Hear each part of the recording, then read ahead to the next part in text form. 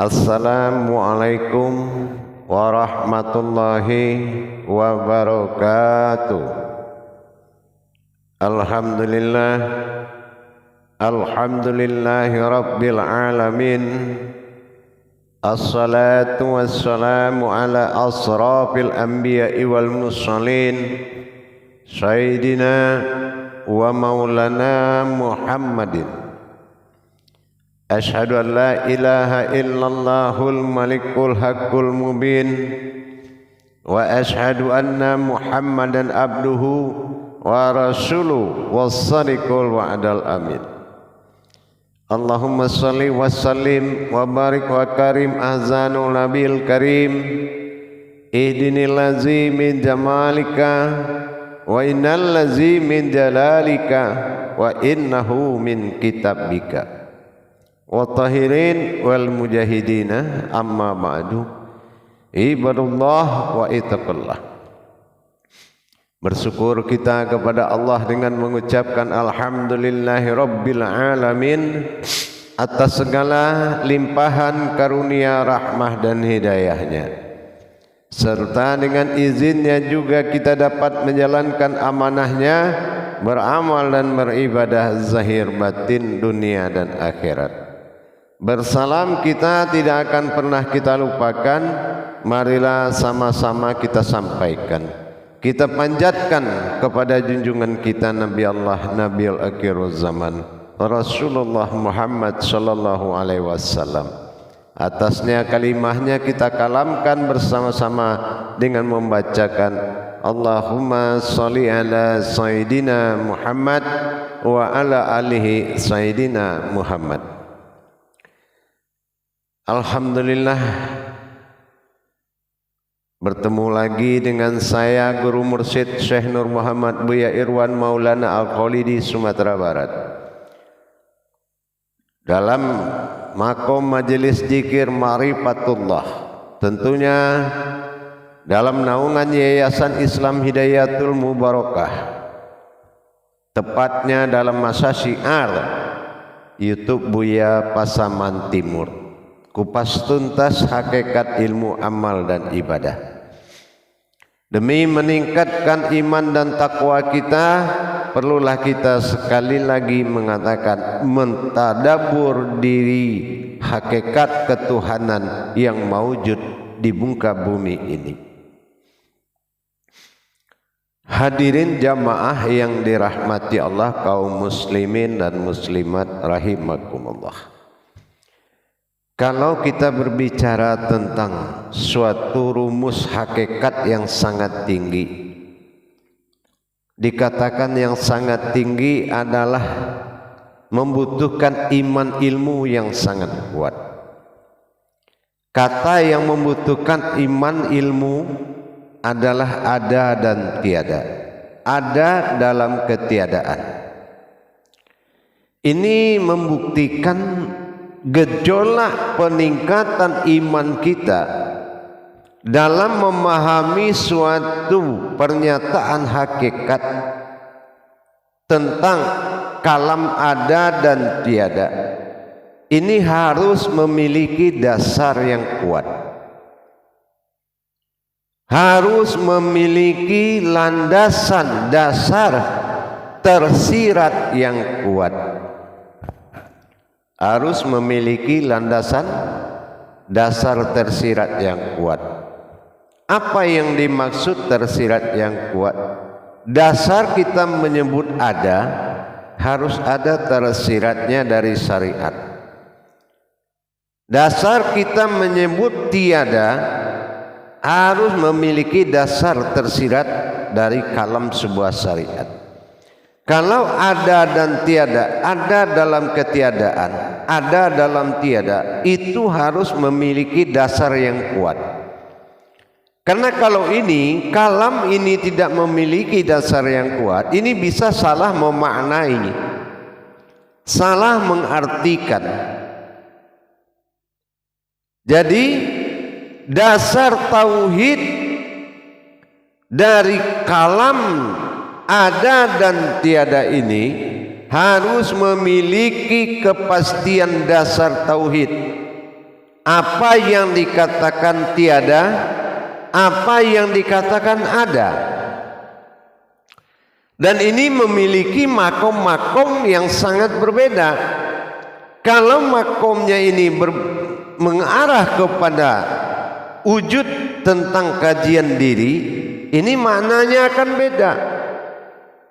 Tapi kalau ini lari kepada kajian wujud, ini juga akan memaknai suatu wujud yang berbeda. Kalau makna ini lari kepada makom ilmu, ini juga akan melahirkan suatu makna yang berbeda. Tapi pada waktu kesempatan ini, saya akan mengajak ke suatu dasar yang paling kuat, yaitu dari kalimat itu. Tidak perlu kita bahas hakikat dan tujuan-tujuan hakikatnya nanti. Apa bentuk-bentuk hakikatnya nanti. Yang penting sekarang kita ambil dari dasar kalamnya aja. Tiada atau tidak ada dikenal dengan la. Nah, la ini tiada atau tidak ada. Padahal wujud hurufnya ada, lam alif. Nah, ini menemui artinya apa yang tidak ada ini itu dijawab oleh huruf tadi. Enaknya, bagusnya kalau kita belajar kepada dasar tauhidnya Al-Quran, sebetulnya sudah ada jawaban di ayat itu sendiri, terutama di kata atau di huruf yang akan dipelajari. La, tiada. Padahal lam alifnya ada. Ini pernah kita bahas. Nah, lam alifnya ada. Kenapa artinya tiada? Kalau tiada, tidak ada satupun di situ, termasuk hurufnya. Tapi kalau ada hurufnya, ini maksud tiadanya itu beda. Nah, kita lihat apa yang tiada. Nah, kita ambil ke sebuah kemakhlumatannya kepada sebuah syahadat. Ya, lebih mudah untuk mempelajari. La, tiada Tuhan. Nah, ilah, Tuhan. Nah, kalau kita ambil secara harfiahnya, ini kan bermakna kepada tidak ada Tuhan. Nah, ini bisa memaknai suatu makna yang keliru, kekeliruan yang sangat tinggi. Tapi kalau kita memahami hakikat dari kata la, tiada tadi, apa yang la, apa yang tiada. Pahamkah kita apa yang ada dengan apa yang tiada? Nah, la, tiada, tapi hurufnya ada. Nah, kita lihat hurufnya. Ini kita contohkan. Meskipun sebagian jemaah sudah memahami, hadirin hadirat yang pernah mengikuti YouTube Buya Pasaman Timur juga mungkin sudah pernah memahami, tapi saya akan lebih merinci lagi. La, lam alif, tiada. Nah, la ini alam. Kalau alam ini disebut dengan aras, kekuatan Allah. Hurufnya di Al-Quran ha. Sementara alif sudah jelas kasrahnya, ini menandakan wujud tersirat. Karena yang alif sebetulnya itu tidak terlihat. Ya. Nah, ini dikatakan rahasia. Nah, kalau dia rahasia, alif tersirat. Nah, kalau alif tersirat, wujudnya adalah domah u. Karena dasar alif adalah terlihat. Seperti di bismillah wujudnya hilang. Berarti kasrohnya u. Ya. Ha dari kodrat la tadi ditambah u menjadi hu, aku. Nah, di sini Allah menyatakan keakuan dirinya di saat itu belum berwujud, belum menyatakan ketuhanan, dan belum ingin menjadi Tuhan. Nah, ini namanya aku. Jadi la di sana, ilah Tuhan, belum ada wujud ketuhanan di dirinya, atau sebaliknya sudah ada wujud ketuhanan. Aku, Tuhan, ilah, ilaha yang nyata, ya kan? Allah. Aku adalah Tuhan yang nyata yang bernama Allah. Ini kalau sudah ada. Aku Tuhan. Kalau dikatakan ini tiada, masih ada hurufnya la, aku, kan? Nah, wujudnya adalah tiada Tuhan, melainkan dalam kenyataanku berasma Allah. Ini berarti jatuhlah aku menjadi hu, asma zahir menjadi Allah, hu Allah. Berarti jatuhlah kepada zikir sir. Nah, apa bedanya dengan ada? Kalau tadilah ada tiada tapi ada, bagaimana kita lihat dengan ada? Kalau kita lihat dengan ada, yaitu dibalik menjadi al. Setiap alif lam artinya alamku, wujudnya pasti ada. Karena sudah ada pernyataan alamku, atau aku, Allahu alam, atau aku menjadi sebuah alam, atau dikatakan alamku tapi tingkatnya rahasia, tapi ada. Adanya apa? Lam alif yang tadi la tenggelam karena dia menjadi hu, tenggelam dalam wujud u. Nah, ini dikatakan hu hilang dalam u, berarti ini menjadi alam, suatu wujud yang rahasia, karena dia lebur kodrat menjadi alam rahasia. Inilah wujud pertama yang dikatakan dengan alam jauhar. Nah, ini dikatakan ada karena lam alif, alif lam, alamku, mustahil tiada. Nah, begitu. Al, jatuhnya al, berarti itu ada. Nah, jadi dengan demikian kita sudah beda-beda dalam sudah memahami perbedaan antara al dengan la. Kalau la mengatakan tiada tapi ada, tapi kalau al menyatakan ada dilihat tiada. Jadi wujudnya akan terjadi di luar. Ini al. Nah, kalau la, nah nanti wujudnya terjadi pada keakuannya. Tapi kalau al, wujudnya ada rahasia tapi ada di luar. Nah, ini disebut dengan perbedaan ada dan tiada. Jadi kalau kita sudah memahami bagaimana yang dikatakan ada dalam ketiadaan, ada dalam ketiadaan, nah berarti adanya aku meliputi sekalian alam. Berarti di alam yang ada itulah yang tiada. Tetapi kalau tiada tapi dalam wujud yang ada, maka akulah yang mewujud semata. Jadi ini yang dikatakan ada dan tiada. Kalau dia ada, kita tiada.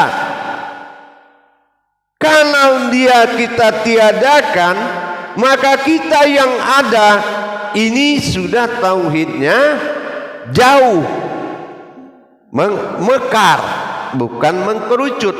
Tapi kalau tauhidun itu, tauhidun, apabila aku ada, engkau tiada. Nah, begitu ya. Nah, ini yang dikatakan wa huwa ma'akum aina ma kuntum. Akulah segalanya. Wa huwa apabila sudah kamu, dia semuanya. Wa huwa ma'akum padamu. Aina, makanya saya, ma kuntum adalah kamu. Ini dinyatakan oleh ada dan tiada. Kalau sudah dia semuanya, maka kita wujud kodrat kemanusiaan, nas itu tiada. Ini hakikat yang dimaksud ada dan tiada. Jadi berusahalah kita mengkaji kodrat wujud dan maujudnya agar dia ada, maka kitalah tiada. Ini yang dikatakan la maujudun illallah. Disinilah kita melihat bagaimana yang dikatakan ada dan tiada, al dan la. La mengatakan tiada tapi hurufnya ada. Al menyatakan ada, dilihat wujudnya tiada. Tapi al menyatakan ada. Alif lam, alam, alif lam. Ya, Allahu alam. Alamnya Allah. Tapi kalau la mengatakan tidak ada atau tiada tapi hurufnya ada, bertiada. Nah, inilah diantara ada dan tiada, antara wujudnya dengan maujud. Maka luputlah adanya kita, melainkan maujudnya semata. Insya Allah mudah-mudahan bisa dipahami di kaidah masalah ada dan tiada tadi. Ya, apabila kita mengatakan ada, dia tiada, maka apabila kita mengatakan dia tiada, maka kita yang ada. Tidak mungkin bisa terjadi seperti itu. Apabila kita mengatakan dia tiada, maka dialah semuanya. Nah, itu dalam arti wa huwa ma'akum aina ma kuntum. Jadi dengan adanya al dengan la, kalam ini sering disalahpahami bagi seseorang dalam pencarian. Maka kita luruskan bahwasan dalam pencarian ini la dengan al itu adalah ada dan tiada. Ya, la al. Ya, ingat itu, la dengan al itu adalah alam wujud ada dan tiada. Insya Allah mudah-mudahan bisa dipahami. Ini hakikat. Meskipun tidak mustahil Allah tiada, hanya Allah lah wujud yang ada. Kalau dia ada, berarti mawujudnya adalah wujud yang ada. Ini yang mawujud. Jadi mawujudnya ini dikatakan tiada karena tidak ada mawujud baginya kecuali wujudnya sendiri. Jadi kalau pas kita melihat mawujudnya, bawasan mawujudnya itulah yang dia. Nah, inilah yang dikatakan. Jadi tidak ada perbedaan antara wujud dengan mawujud, cuma ada perbedaan dari sisi makom saja. Insya Allah mudah-mudahan bisa dipahami. Ini adalah tidak pernah terlepas, tidak akan pernah terlepas dari keberadaan diri sendiri. Apapun tingkatan kaji Tuhan tidak bisa dikaji. Yang bisa dikaji adalah diri kita, karena diri kita adalah kodrat Tuhan. Dengan kodrat Tuhan dikaji, maka dia kodratnya lah yang tahu, dan kodratnya lah yang bisa mengenal dirinya sendiri. Insya Allah mudah-mudahan bisa dipahami. Barakallahu ya Karim ya Rahman ya Rahim. Assalamualaikum warahmatullahi wabarakatuh.